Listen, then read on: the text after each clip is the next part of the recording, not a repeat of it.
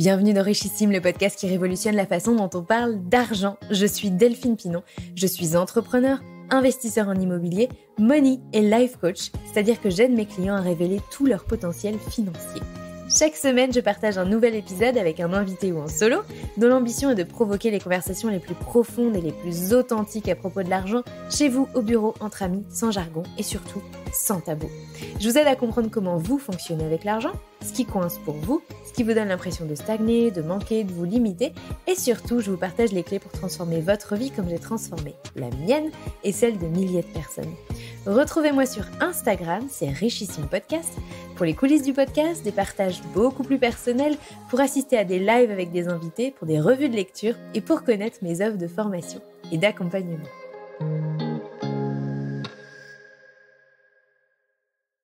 Ma consommation a pas mal évolué depuis 12 mois environ.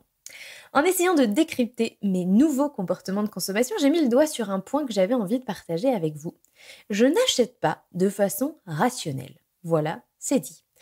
J'ai vraiment cru que c'est ce que je faisais.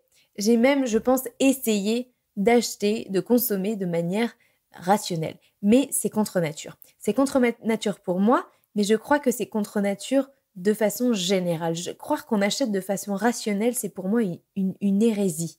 C'est pas vrai. Vous le savez et je le sais.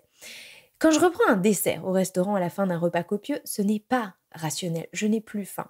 Quand je décide de commander un Uber Eats parce que j'ai la flemme de cuisiner, ce n'est pas une décision économiquement rationnelle. Quand je prends la voiture au lieu du train alors que c'est plus cher et plus long, ça n'est pas une décision rationnelle.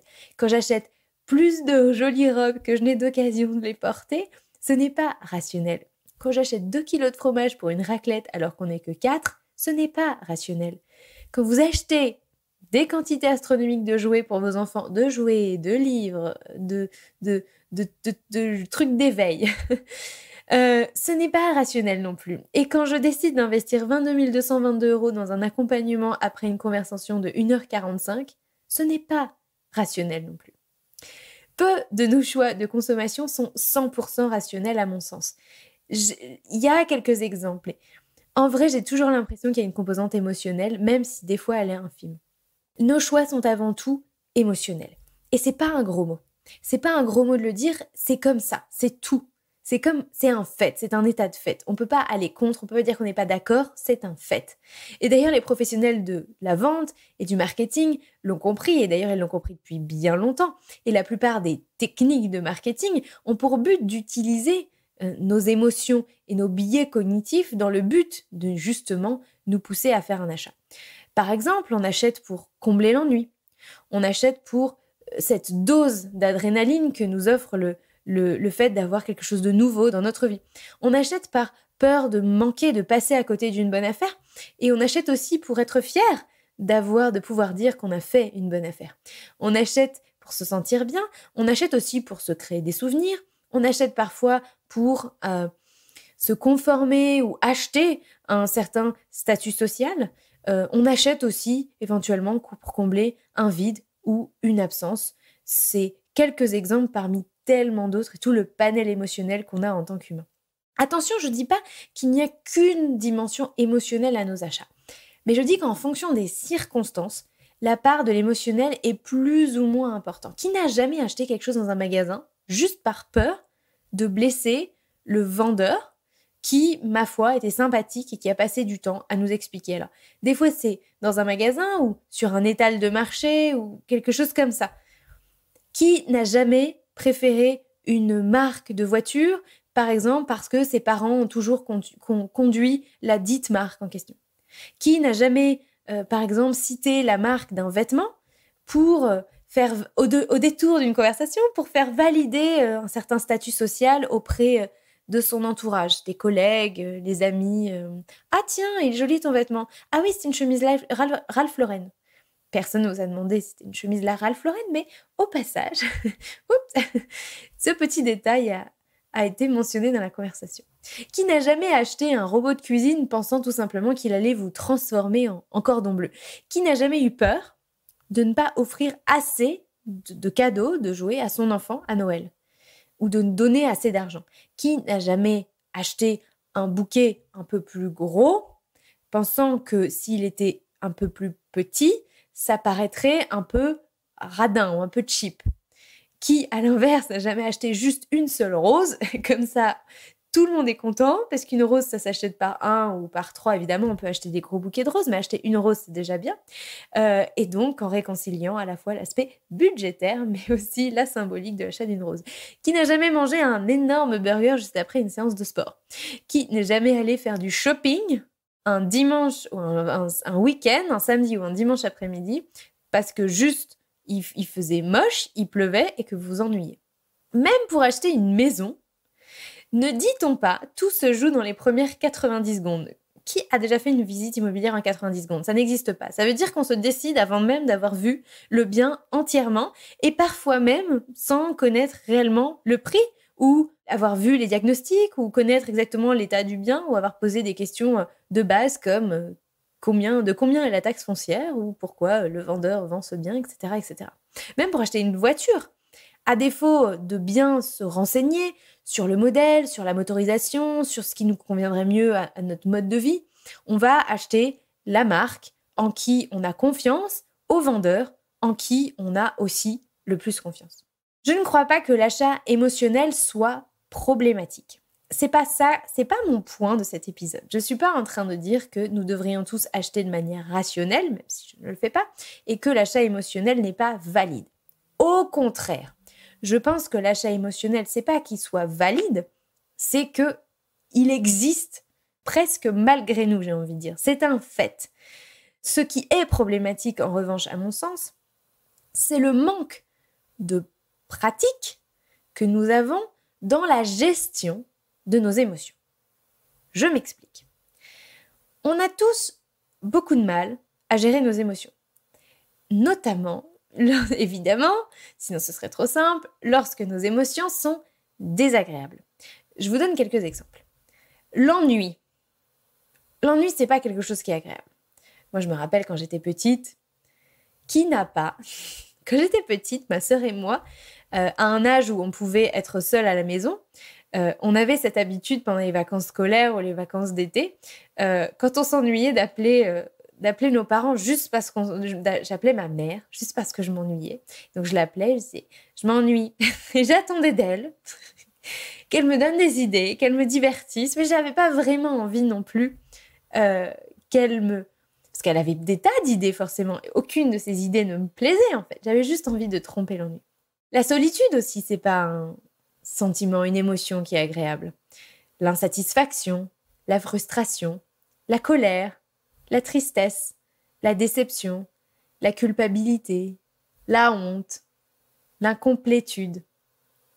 Lorsqu'on ressent des choses, des émotions désagréables, le cerveau cherche naturellement un chemin vers quelque chose de plaisant. Rappelons-nous, si vous l'aviez oublié, que nous vivons tous, êtres humains, pour maximiser notre bonheur et minimiser la souffrance qu'on rencontre dans notre vie. Dans cette optique, c'est assez normal que dès qu'on est confronté à quelque chose de désagréable, on ait envie de chercher naturellement une sorte d'échappatoire, un pansement, quelque chose qui va remplacer cette émotion négative par quelque chose d'agréable. Donc si vous venez par exemple de passer une semaine particulièrement éreintante ou pénible au travail, soit parce que c'était fatigant, soit parce que vous vous ennuyez, vous avez des difficultés relationnelles avec vos collègues, avec votre patron, que vous n'aimez pas ce que vous faites. Vous aurez probablement envie de maximiser votre satisfaction pendant le week-end en vous distrayant, en sortant faire la fête, en allant passer des heures dans un centre commercial, en invitant des amis à dîner, en allant au ciné, au resto ou en vous achetant des jolies choses. Toute chose qui, évidemment, n'a pas uniquement pour but de masquer ou de faire oublier cette semaine de merde, mais qui évidemment a aussi mais qui a, sans qu'on s'en rende nécessairement compte, cette fonction-là aussi. Autre exemple, vous venez de vous faire larguer, vous venez de vous séparer et que ce soit à votre initiative ou pas, vous n'êtes pas forcément dans les meilleures dispositions émotionnelles. Il est probable que dans les jours, dans les semaines ou dans les mois qui suivent cette séparation, vous ayez envie de tromper la souffrance, de vous rassurer aussi sur votre capacité à séduire, votre capacité à être aimé ou à être digne d'amour, en allant chez le coiffeur, en allant pour les femmes chez... il n'y a pas que les femmes, mais chez l'esthéticienne, en vous offrant de belles vacances, en vous inscrivant à la salle de sport ou en redoublant d'efforts à la salle de sport, ou en redoublant d'efforts ou en consommant, je mets des guillemets, des applis de dating, en allant faire la fête, en allant boire des verres avec des amis, etc., etc., etc. Rien de mieux pour faire disparaître une émotion désagréable que de la remplacer par une émotion agréable. Et acheter des choses ou des expériences provoque ce shoot d'adrénaline qui fait parfaitement l'affaire pour combler un vide de sens ou une absence solide, une absence de base solide de gestion émotionnelle. De mon point de vue, c'est l'absence de gestion de nos émotions qui justement conduit à une éventuelle consommation excessive, que d'ailleurs on tente de rationaliser, soit en se persuadant qu'on en a terriblement besoin de ce qu'on est en train d'acheter, soit qu'on n'a évidemment qu'une seule vie et que ce serait bien dommage de se priver de ce plaisir. Il est là le problème à mon sens. Le problème, c'est que l'on cherche à rationaliser tous nos comportements pour se persuader qu'on ne fait rien de mal. Je vais vous le dire une bonne fois pour toutes. Vous ne faites rien de mal. Consommer, ce n'est pas mal. Chercher à se faire plaisir, ce n'est pas mal. Chercher à se faire plaisir n'est jamais le problème. Oh non, non, non, non, non, non, non, non, non, non, ce n'est jamais le problème. Je vous invite juste, cet épisode a pour but de vous inviter juste à essayer de découvrir si ce que vous achetez, la façon dont vous achetez, ou le moment où vous achetez les choses, vient bien d'un besoin ou d'un désir sincère ou d'un manque, d'un vide à combler, d'une peur à masquer ou d'une absence de sens dans votre vie. Ce que j'ai remarqué, c'est que sous couvert de recherche de plaisir, de vouloir vivre sa vie au jour le jour, une forme d'hédonisme ou une forme d'épicurisme, en fait, on se voile souvent la face sur ce qui nous pousse vraiment à acheter des choses, à acheter des expériences, à consommer. C'est comme ça que je me suis retrouvée à 32 ans, à tomber de haut, en me rendant compte que j'utilisais mon argent d'une façon qui, d'une, ne me rendait pas du tout heureuse, et de deux, était totalement désalignée avec mes vraies ambitions de vie, mes vrais projets de vie, ce que j'avais réellement envie d'accomplir et dans ma vie et l'empreinte que j'avais envie de laisser pour moi et pour les autres. Voilà ce qu'une mauvaise gestion émotionnelle peut provoquer, quand ce n'est pas évidemment pire, à savoir des conflits intérieurs, des conflits dans le couple, des conflits avec ses proches, des dettes et éventuellement de la précarité. Pour ma part, j'apprends en permanence à dépenser selon un juste équilibre d'informations sur les choses ou les services que je souhaite acheter, d'émotions et aussi d'intuition. Équilibre qui évidemment m'est propre, chacun a son propre équilibre, chacun doit trouver son propre équilibre et réussir à faire grandir la confiance qu'on est capable de prendre des décisions qui n'ont pas besoin d'être 100% rationnelles, qui peuvent être émotionnelles, qui de toute façon seront émotionnelles, qui peuvent aussi être intuitives et pour lesquelles vous n'avez pas besoin d'essayer de créer une forme de rationalité un peu factice. Le but étant évidemment plutôt d'apprivoiser ses émotions, de se familiariser avec son intuition, tout en renforçant tout ça par un certain degré d'information, apprendre sur notamment la nature des produits, leur provenance ou leur utilité. Moi, je suis quelqu'un de très intuitive. Et je crois que plus j'ai de connaissances sur les choses factuelles et aussi sur moi-même, plus j'ai d'aptitude à gérer mes émotions et mieux j'achète. Et c'est avec cette confiance aveugle que j'avance, que je trouve mon équilibre. Et aussi, cette confiance aveugle me permet de me dire que même si je me trompe dans les choses que j'achète, Soit je peux réparer, revendre, rendre, me faire rembourser, soit j'apprends. Et je terminerai enfin sur ce point. Est-ce que vous avez déjà remarqué que quand on est heureux, je veux dire vraiment heureux, pas une sensation d'être pas mal dans sa vie ou que c'est plaisant, quand on est vraiment heureux, on a besoin de peu de choses dans sa vie. Et même les minimalistes d'ailleurs considèrent que on a besoin de peu de choses dans sa vie pour être heureux, voire même moins on a de choses dans sa vie, plus on est heureux. Il y a des gens qui ont cette philosophie. Je sais pas si moi je valide ça à titre personnel, mais peut-être que vous validez ça à titre personnel et que c'est une façon de voir les choses qui peut vous aider. À mon sens, le bonheur, l'amour, la joie nous remplissent, nous nourrissent en quelque sorte. C'est une forme de nourriture à un point tel que ça rend des tas de choses, des tas d'expériences, des tas de matériel, de choses qu'on achète parfaitement accessoires dans la vie. Parce que comme il n'y a plus rien, comme on ne court pas après quelque chose et qu'il n'y a pas nécessairement justement ces émotions à masquer, il n'y a plus rien à chasser, il n'y a plus de besoin d'acheter pour justement créer un sentiment artificiel de satisfaction qui éventuellement viendrait masquer un sentiment, lui, très réel d'insatisfaction.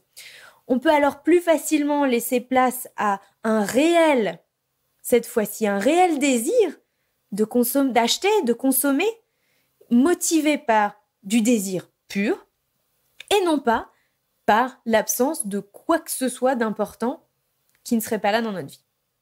Voilà, j'arrêterai là pour aujourd'hui. Si cet épisode vous a plu ou si cet épisode vous a interpellé, n'hésitez pas à venir me le dire sur Instagram. Je ne vous dirai jamais assez comme j'ai plaisir à recevoir vos messages, même si j'ai pas parfois le temps de faire de longues réponses. Mais ça me va toujours droit au cœur. Donc merci du fond du cœur de prendre ce temps sur votre vie pour venir m'écrire et pour me dire en personne que vous aimez mon travail. Je suis heureuse de faire ce podcast et de vous livrer ces réflexions chaque semaine. Je vous dis à très bientôt pour un nouvel épisode. D'ici là, prenez soin de vous et de vos finances. Ciao, bye bye.